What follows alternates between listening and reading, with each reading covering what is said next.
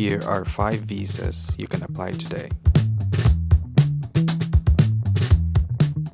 In partner visa, or commonly known as de facto, meron tayong dalawang categories. Yung subclass 820, which is a temporary visa, and then subclass 801, which is a permanent visa. Sa pagkakaalam ko, ito yung isa sa pinakamahal na visa na pwede mong applyan if nakahanap ka ng love life dito sa Australia. So, the cost is 8,850 for the main applicant at meron ding ibang fees doon sa mga dependents. Ang maganda rito is even if you're temporary, pwede ka magstay, mag-work, study, travel to and from Australia while waiting for permanent partner visa. And then may bonus ka pang free English language class. And then access doon sa public healthcare system or tinatawag na Medicare.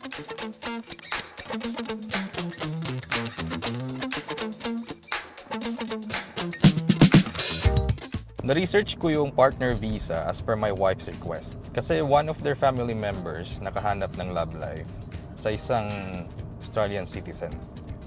Sayang nga lang kasi bigong pagmamahalan, hindi natuloy. No? Sadly, hindi natuloy yung application, pero we have to move on. Sa visitor visa naman, subclass 600, yung tourist stream is pwede kang mag-visit ng family and friends. As the word implies, you're a tourist. So, nakadepende yun sa application mo. You can be approved for 3, 6, or 12 months. So, yung cost is pag outside Australia ka nag-apply, it's $190. And then, if you're here in Australia and then nag-renew ka, that's around $140, $475 if onshore application. So, you're only allowed to visit family, friends, and you're not allowed to work. And then, during your application, kailangan mong i-prove that you have enough money to stay in Australia. Ang maganda dito is, if you're a parent of a permanent resident or an Australian citizen, most cases, you will be granted 12 months visa.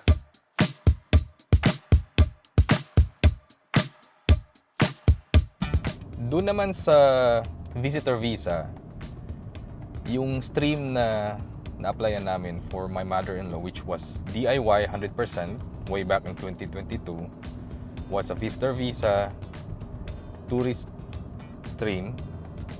Ginawa namin yung application para matulungan kami ng mother-in-law ko to help us sa pag-aalaga ng bagong baby namin. Another visitor visa na applyan ko dati, way back 2016, visitor visa din siya, but under the business stream. Because that visa allows me to study for 3 months, pero not allowed to work. Ginamit ko siya to convert my professional license or registration sa Philippines into an Australian standard. Unahin natin yung student visa, subclass 500. So, you can stay up to 5 years in line with your course. So, ibig sabihin nito is, if your course is 3 years, most likely yung visa mo is also good for 3 years. Yung cost nito to apply is $710 for the main applicant, then $530 for dependent, adult, and then $175 if may dependent kang minor or below 18 years old. Usually, yung processing time takes from 3 to 6 months, and you can work 48 hours a fortnight. May mga requirements din to. You should meet the English requirements. Kailangan meron ka ring overseas student health cover or yung health insurance mo. And then, character requirement then. Proof of funds na at least more or less 24,000 Australian dollars.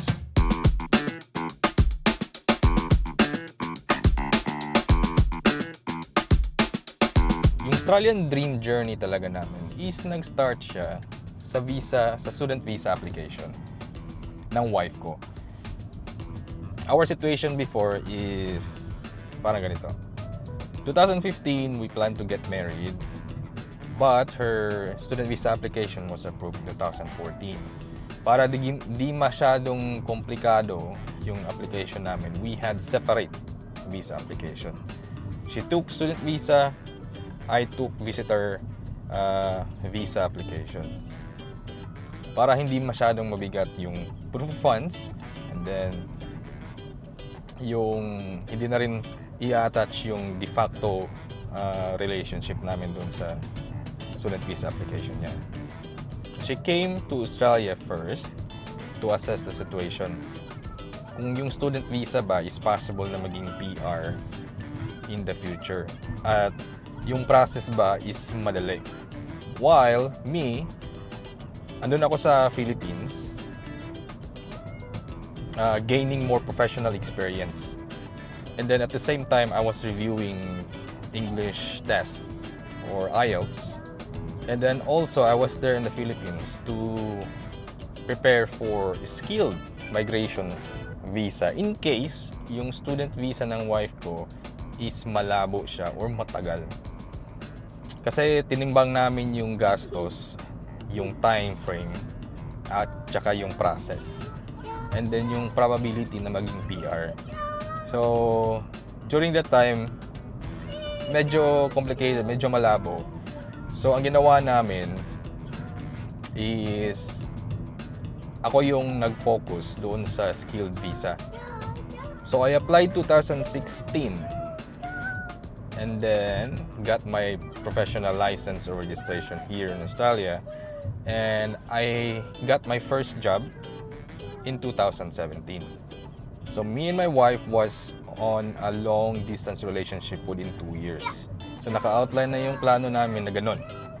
So, we have sacrifices, we have, contingencies na nakatulong sa amin to achieve our Australian dream.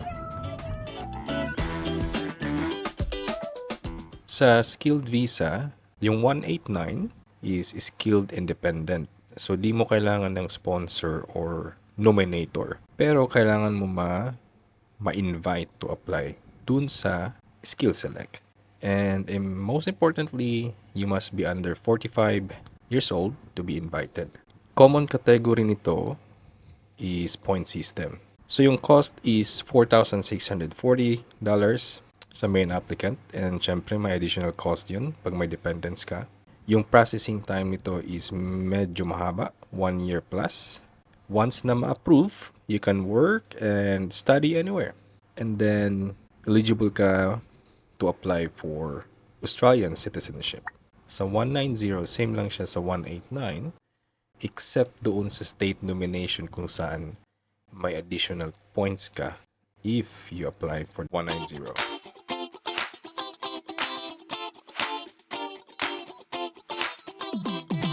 While waiting for my professional license or registration to be finalized,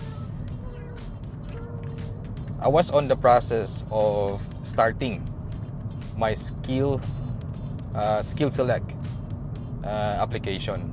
So I submitted my expression of interest to live and work here in Australia through skill select. Yung process kasi ng skill select at saka state nomination is napakatagal. So I've already started that. While on the process of waiting sa response ng skill select, I also applied for an employer nomination. Sa employer nomination scheme naman, or subclass 186, so you can work and study in Australia. This is permanent visa or permanent resident visa. So pag may existing working visa ka, and if you work for the same employer for at least 2 years full-time, pwede ka nilang i-nominate for permanent residency after at least 2 years full-time work sa employer mo. So yung cost is 4,640 for the main applicant. Pag may dependent ka na 18 plus or 18 years old pataas, may additional na 2,320. And then pag 18 below is 1,160 Australian dollars. So doon sa employer nomination scheme, naghanap talaga ako ng company o employer na magsa-sponsor sa akin ng working visa. So kung mapapansin nyo, while waiting for one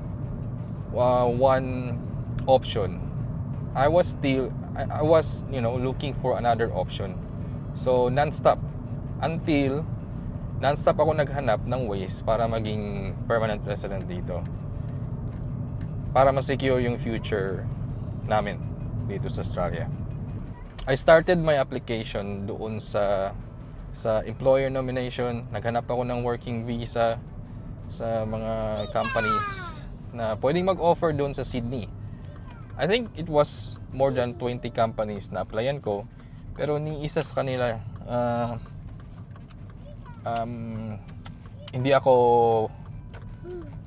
kayang sponsoran o hindi ko na-meet yung qualifications nila. So I changed my approach. I focused more on doon sa regional areas. And luckily enough, after I think that was around 2 or 3 weeks sa paghahanap sa regional area, one employer or one company was able to sponsor me with a working visa. I was in the middle of completing my skill select or skilled visa migration, pero I canceled it kasi meron na akong working visa. Meron na akong employer na pwedeng mag-sponsor ng working visa ko. Sabi ko sa sarili ko, sabi ko sa misis ko, anyways, automatic magkakaroon ako ng full-time job once I say yes to this working visa. And then after 2 to 3 years, pwede nila akong i-nominate for permanent residency based doon sa contract na meron kami in between me and the employer. Ano ba yung takeaways from this experience, learning these visas and having experienced these visas as well? So unang-una, from the very start on your application or even before starting your application, dapat may plan ka na.